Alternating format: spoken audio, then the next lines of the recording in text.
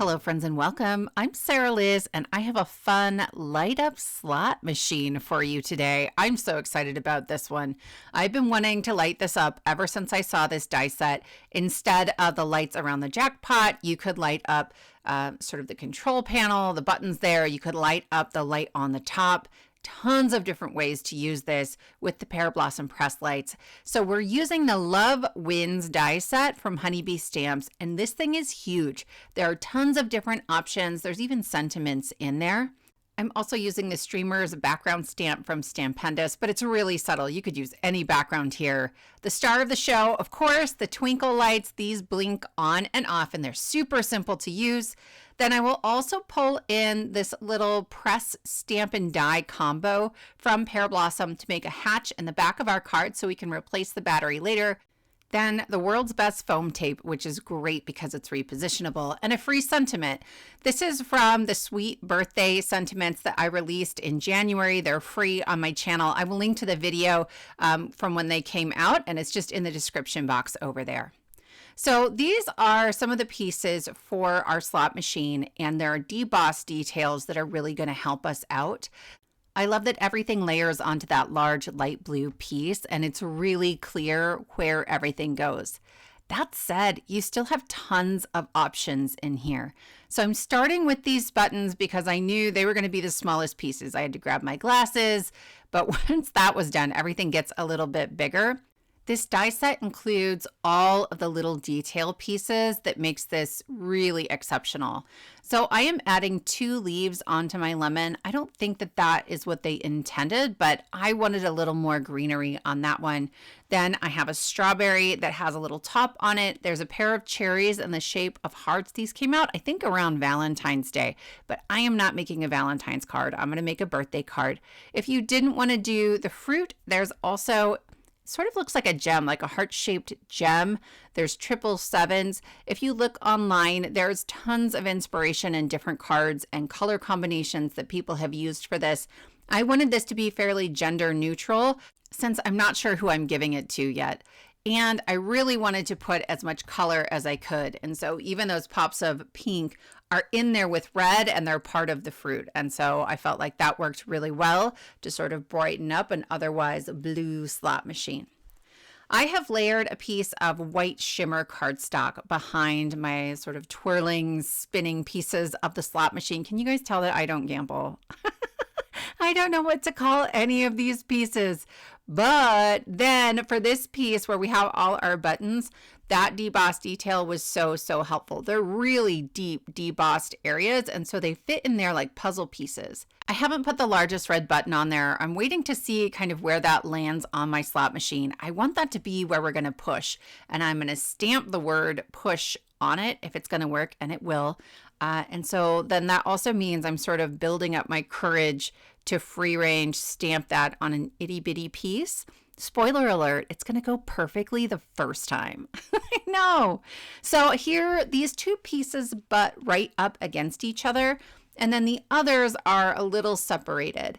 There are plain rectangles you can use in the top and bottom, but I liked these pieces that have the lights.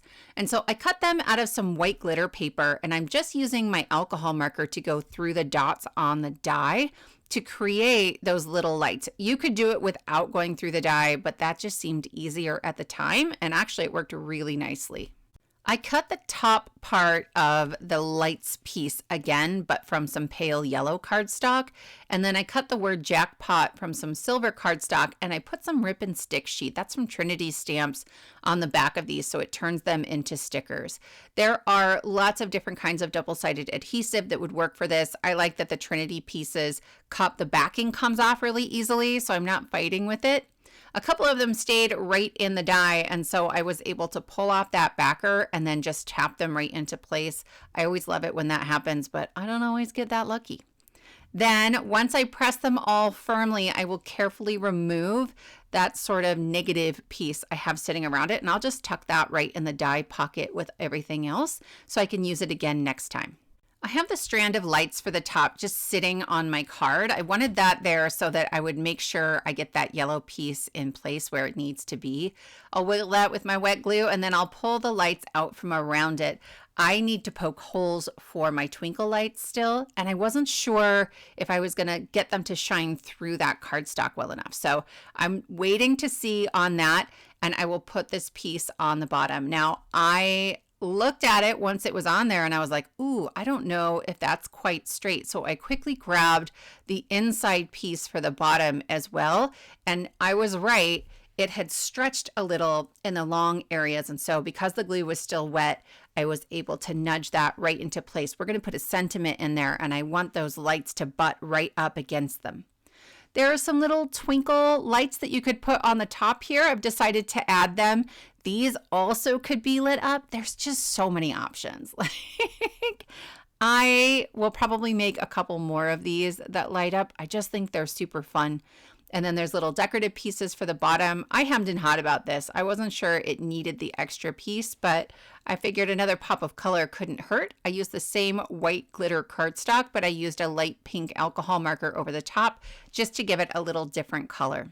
Before I stamp onto this button, I used my bone folder to just press on it a little bit. There's some debossed detail to separate like the side of the button from the top of it, but I didn't want to try to stamp over that texture. So I pressed to try to flatten it out. I'm going to do a little practice stamp here with the scripty push, and then I'm going to stamp right onto my button. I have like a mouse pad underneath that. You guys, I was so pleased. It came out so well the first time. I'm going to take the bottom lights piece and I'm bringing this over to the free printable sentiments. These are intended to be 2 1/4 by 1 1/4, and this is wider than that. So I had to pick a sentiment that had a fair bit of white space on either side. After I cut it out and set it on my card, I was like, let's make this a little fancier. So I am heating up my mini Minc to heat level 3, and I have just a little bit of print from the sentiment that was on the right, and I'm going to use my Mono Sand eraser to remove that toner before I foil this.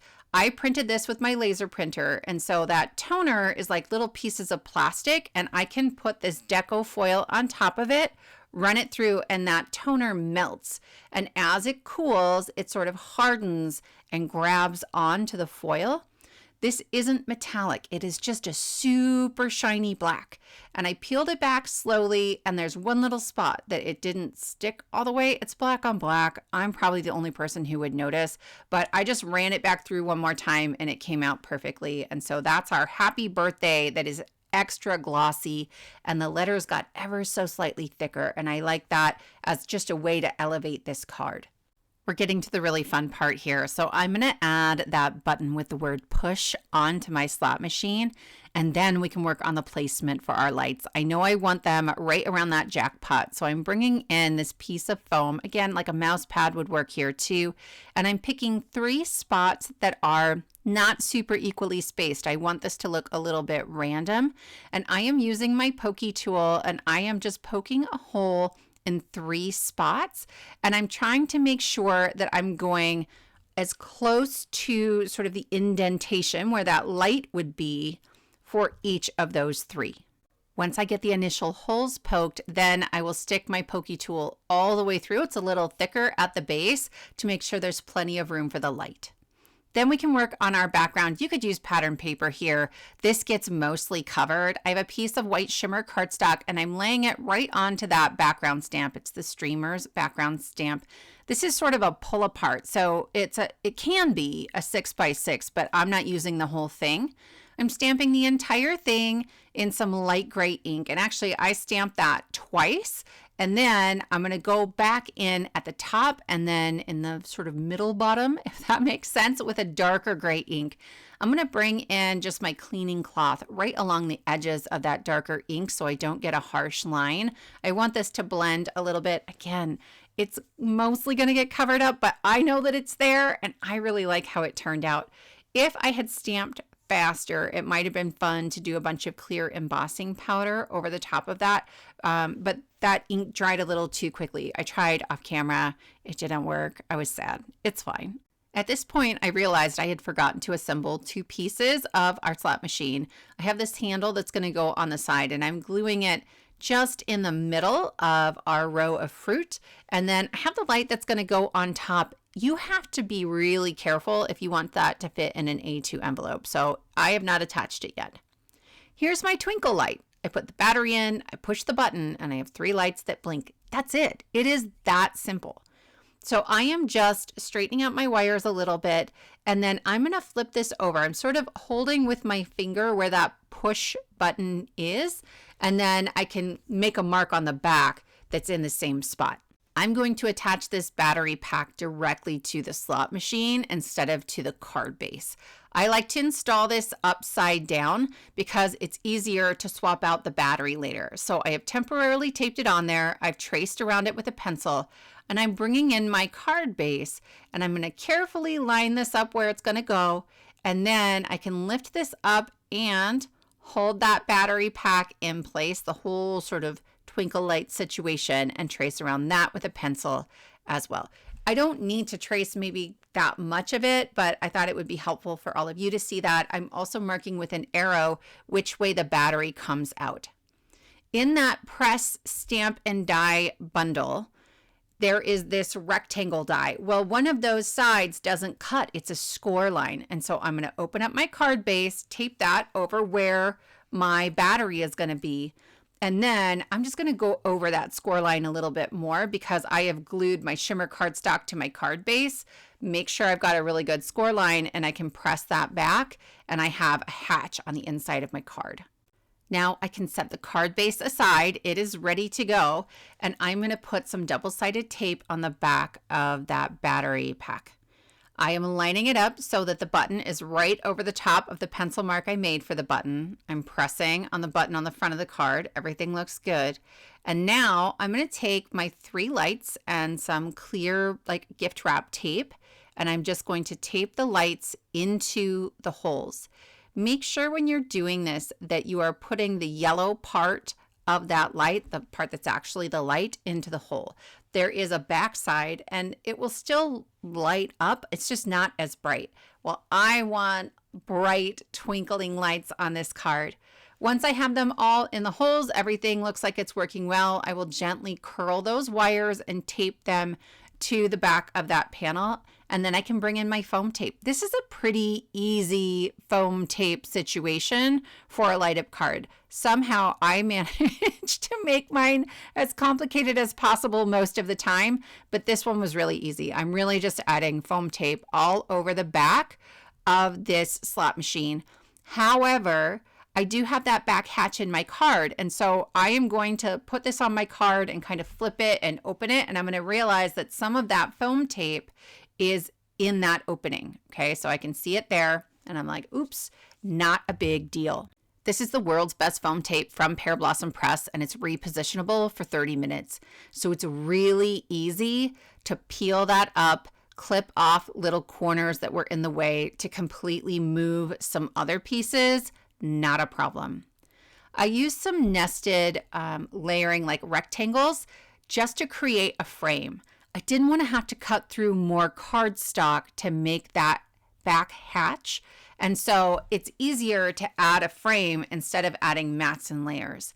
This one is a full A2, and then I just took the next smallest rectangle and cut it at the same time.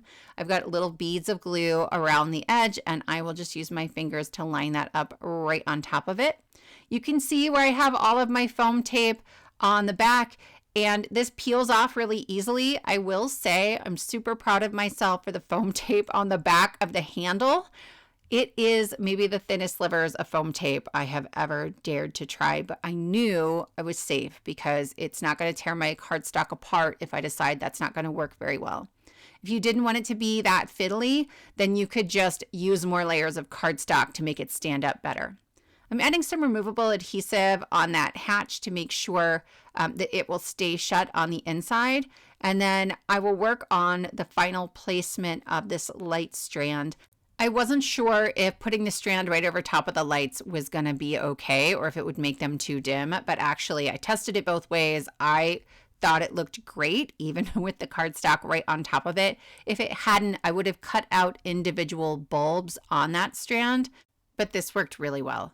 Then I did decide to add this light on the top. You have to make it overlap the slot machine a fair bit.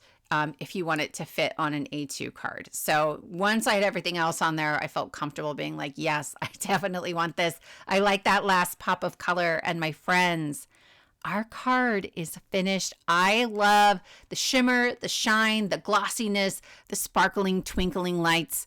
I would love to know in the comments what die sets you would love to see made into a light up card. When I get inspiration like this, it is such a joy to create. And so I would love to be inspired by you as well. Thank you all so much for spending your time with me, and I will see you next time.